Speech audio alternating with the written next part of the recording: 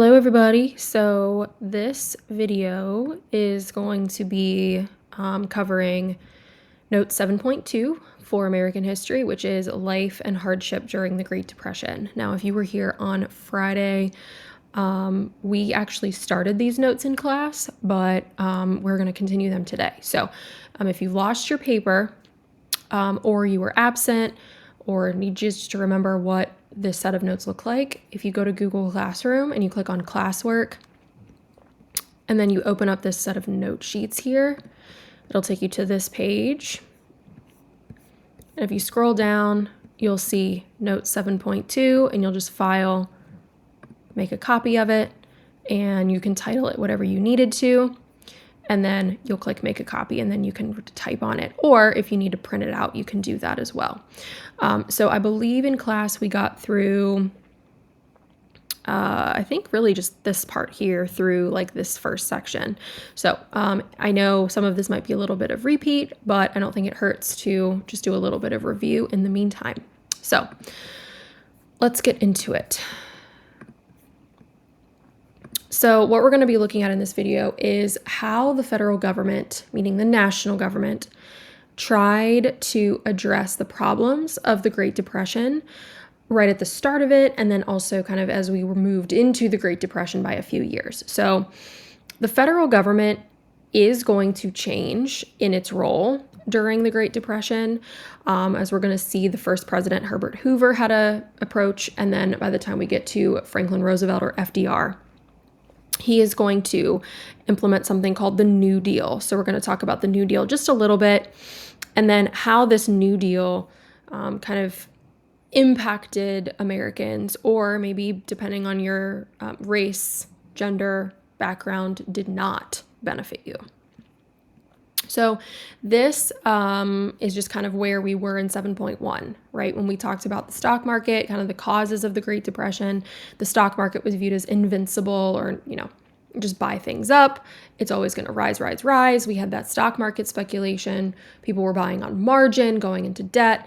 And then in October of 1929, that Black Tuesday, we're going to see the Wall Street, crash.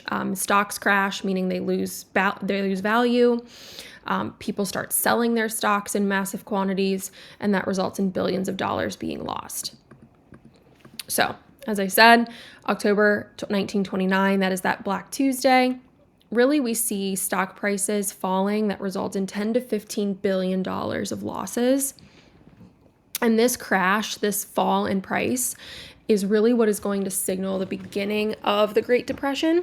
And that will last roughly until 1940, which is until the U.S. starts sending aid to the countries fighting in World War II.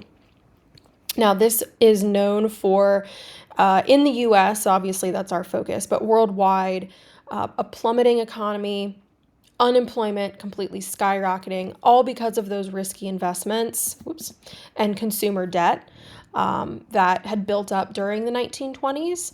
And the Federal Reserve had raised interest rates, which made borrowing money more expensive. And people are desperate, right, for help from President Hoover.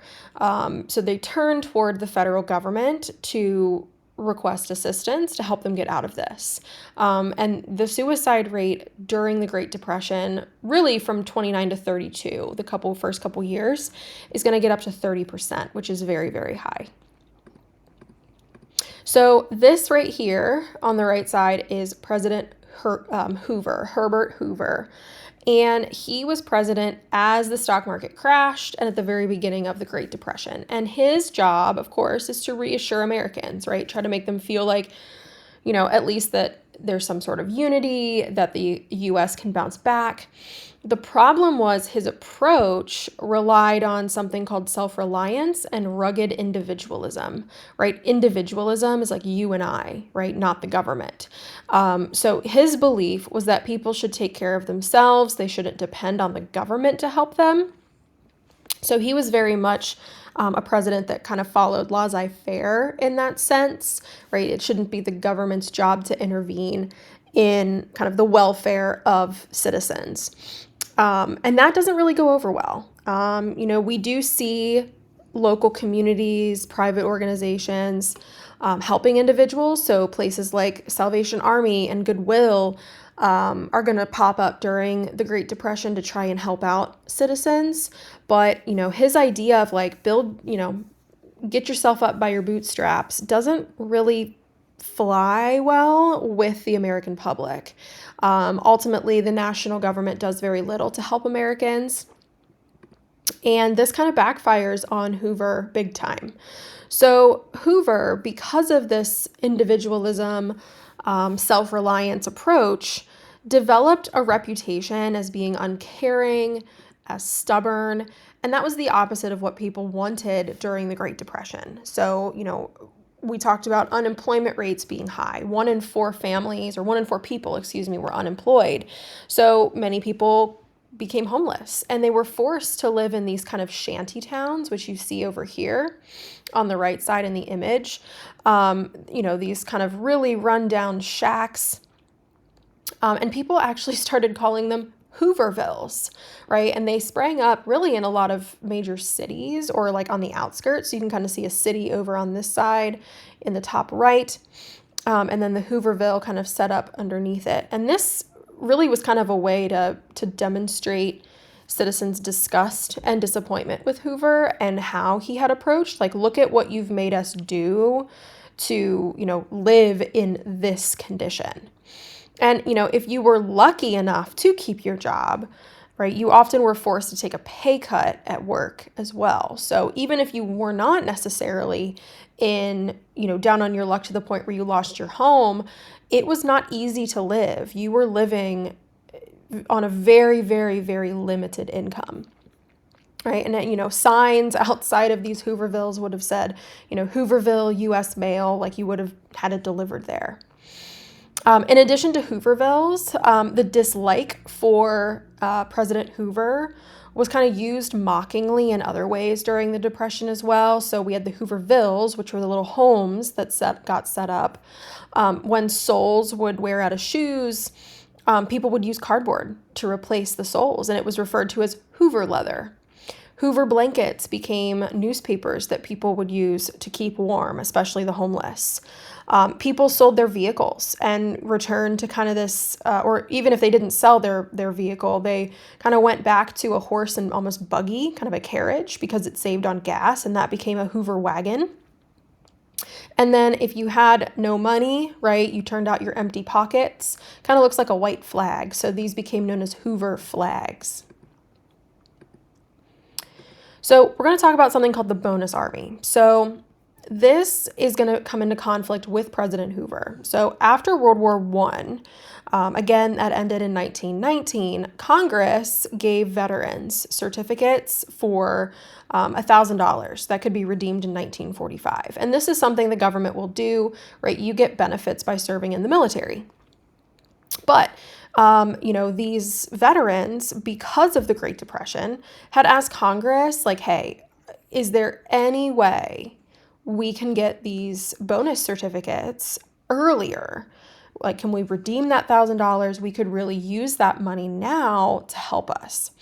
15,000 vets from World War I actually went to the capital of D.C. in 1932.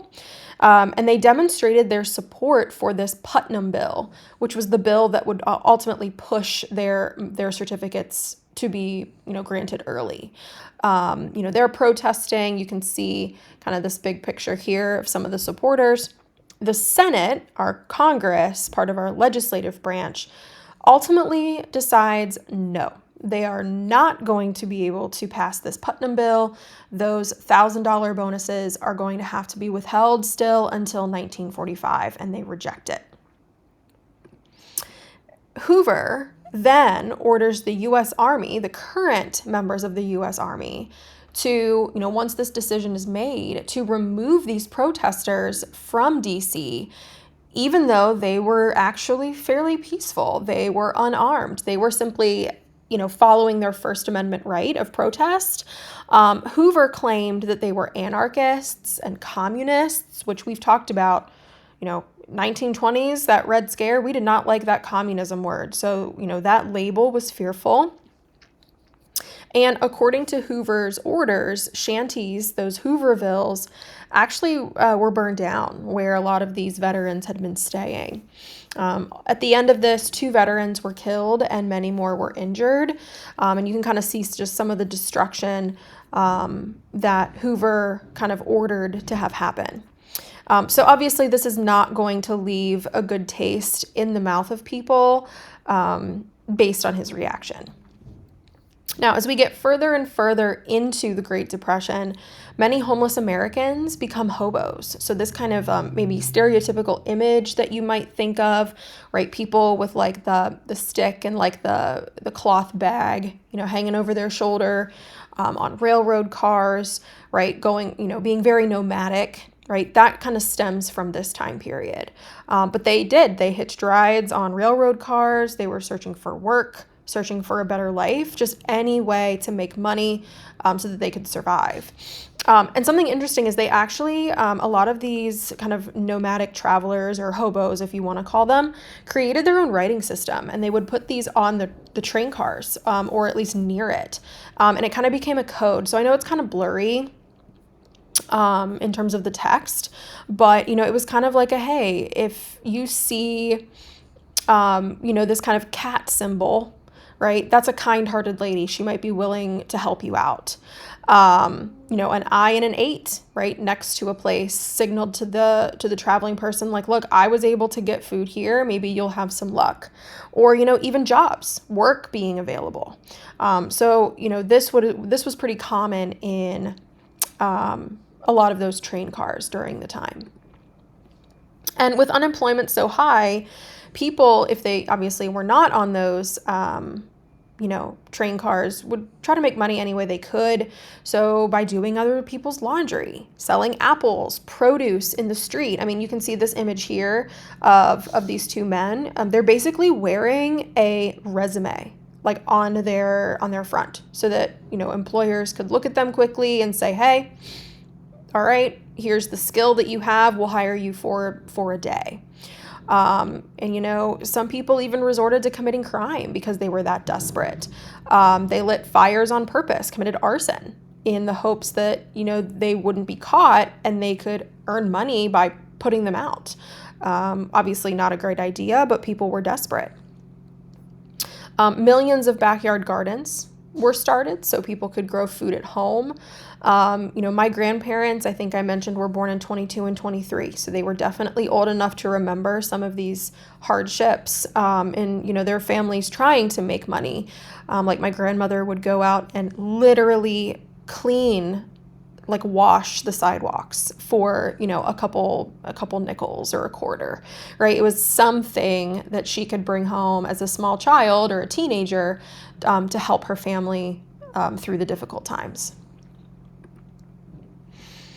Soup kitchens became common during the Great Depression. So you can see people lined up down here, waiting to come in for maybe a cup of coffee, free soup, just something to keep you alive. And these were cheap, very watery, but it was something that, could be served in large quantities. And it starts out kind of as Hoover intended, with like the community running these, like churches and charities and things like that. But later, under FDR and into the Great Depression, the government starts running them. So on your notes, you do have a section where it says, what does this mean for the government budget?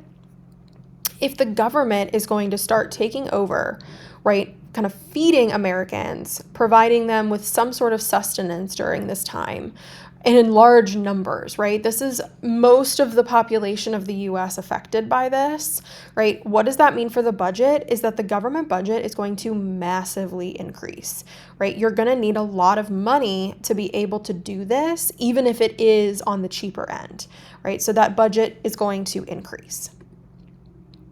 Right, and I think I just wanted to point out kind of the image, the irony of this image here, right? So this is a soup kitchen line or even a work line. And, they're standing in front of this sign that says the world's highest standard of living. There is no way like the American way, right? And when you look, not only is it mostly mostly men, some women, some children. Most of them are people of color, and they are standing in front of one of those work lines or soup kitchen lines. So, in a country that is, advertising that they have the best quality of life, best standard of living, this is the reality, right? This is what it's supposed to be, and this is the reality during the Great Depression. Now, on top of all of that, there is something happening in the Great Plains, which is this region here, kind of the western states, if you will. And this is called the Dust Bowl, also known as the Black Blizzard. And this was devastated by drought during the 1930s. And the reason it's called the Dust Bowl is because, out here, if there's a drought, the soil is very sandy. It's very dusty. The soil was very kind of thin as well. So there wasn't strong root systems. There wasn't really anything to anchor crops and other crops, or like the roots to. So once it got windy, which it did this time during this period of time in the 1930s, the winds easily picked up the topsoil and would swirl it into these really, really dense dust clouds, and there would be dust storms. So this red portion or orange portion here had the most damage, but you can see, all of these other areas, even up into Montana and North Dakota, South Dakota, Wyoming, right? Those are also damaged by those dust storms. So it was widespread. And, this would choke cattle, which were used for not only working purposes to help till the land, but also as a food source. And the farmland became useless, like completely useless. You can't plant anything if there's no water, if the soil isn't even able to stay put. And a lot of farmers in this area lost their farms. 60% actually of the population left this area. And many went west to California, where they hoped that the crops would be better, or they would be able to find more work. So here is a picture actually of one of those dust clouds. So you can see this is no joke. These are huge. It almost looks like a massive, almost tornado, but these things were huge, and they were dense, they were thick, and they really did just kind of destroy everything in their path and make it impossible to actually farm or harvest. Again, same kind of thing. You can just kind of see the scale of the dust clouds. Now, Hoover did one thing, and that was a project known as the Hoover Dam. This was kind of his positive contribution to the Great Depression. In building this Hoover Dam, which still stands today in Nevada, it actually created jobs, and that's positive because obviously people were out of work. So over 5,000 jobs were created for people in Nevada as well as immigrants. And at this time as well in Nevada, bringing all these people in to work and create this, and the state had legalized gambling. So this ultimately brought tourism to this region. And this is how Las Vegas kind of became this, this hub of gambling and tourism that we kind of know it today, right? People moved in to build the dam. Once it was built, people stayed because it was something, that provided access to water. They had to maintain it. Cities built up around it, specifically Las Vegas. Gambling, right, kind of came about. So people were coming to the area to gamble and also to kind of work in the region. So it allowed for the buildup of Las Vegas. Now, it is not very long until the people demand relief. People are fed up with Herbert Hoover, and they start requesting for more happy days being here again. And that leads us to kind of the election that leads to FDR. So Hoover, kind of gradually softened his position on government intervention.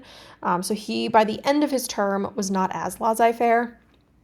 But by the time the election rolls around, it was just too little too late. By 1932, the people had elected President FDR, or Franklin D. Roosevelt, as the new president.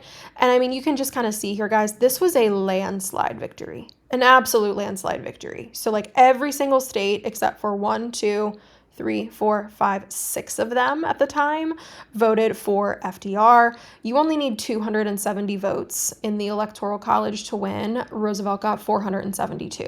So that just shows you how fed up people were with Hoover. And FDR is going to put into place something called the New Deal, which is a series of programs that we'll look at in the next section. And this had the goal of reducing or lessening the effects of the Great Depression, right? Give people money in their pockets, make sure people are buying goods, making the economy functioning again. And I think I already said providing jobs. Ultimately expanding the size and influence of the federal government. Because if you're going to do that, right, if you're going to create jobs, if you're going to put money in people's pockets, the federal government needs to take a pretty substantial role. And that is going to be increased during FDR's presidency. So that is the end of 7.2. If you need to go back and fill anything in, obviously go back and rewind. If you have any questions, let me know, and make sure to pay attention to the final note at the end of this video so you know what your next steps are. Bye, guys.